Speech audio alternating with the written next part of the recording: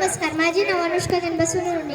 माझ्या शाळेचे नाव जिल्हा परिषद प्राथमिक शाळा कुपेभोळ. मी आज तुम्हाला मुलीची सुरक्षितता याच्यावर कविता सादर करणार आहे. ते तुम्ही शांतरित्याने ऐकून द्यावी ही माझी नम्र विनंती. सोपं नसतं मुलींना राखीतून भरारी घेणं, जेव्हा राख असते त्यांच्या स्वप्नांची. सोपं नसतं मुलींना रात्री डोळा लागणं, जेव्हा पुरुषांनी विचारलेले असते त्यांच्या एक एक रात्रीचे भाव.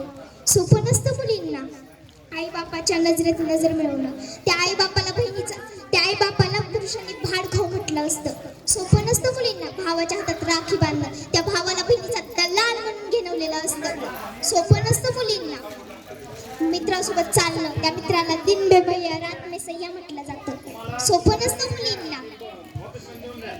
आपल्या विस्कटलेल्या बहिणीला धैर्य देणे, जिला पुरुष वंशाचा गल्लीमध्ये पहिलाच सांगत आहे.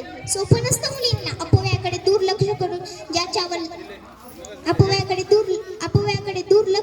ज्याच्यावर बनावट वेडी चवीनं पाहून तिला अलशी ठरवलेलं असतं. सोपं नसतं मुलींना स्वतःला आरशात पाहून, सोपं नसतं मुलींना स्वतःच्या शरीराला आरशात स्वाभिमानाने स्वीकारणं, ज्याच्यावर बनावट वेडी होऊन चवीनं पाहून तिला अलशी ठरवलेलं असतं. सोपं नसतं मुलींना, सोपं नसतं मुलींना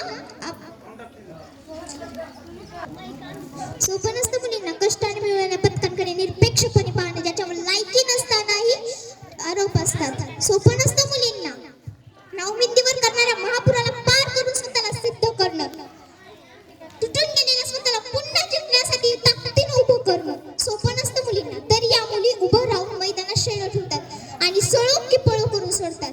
त्यांच्या शरीराच्या बोल लावणाऱ्या लांडग्यांना त्या धूळ चारून मंद करतात. त्यांच्या वर्षाची बदनामी करणारे इचकट तोटे त्या विजय मिळवतात. सोपं नसतं मुलींना सात पुरुषत्वावर. म्हणून म्हणते सिद्धांत पुरुषांना तुम्ही त्यांच्या वाटेला न गेलेलं बरं. तुम्ही हरवू शकत नव्हत्या मुलींना त्यांनी जन्म आग म्हणून घेतलेला आहे. त्या चित्तेच्या आगीत भस्म होऊन जाण्याआधी सावध राहा. धन्यवाद.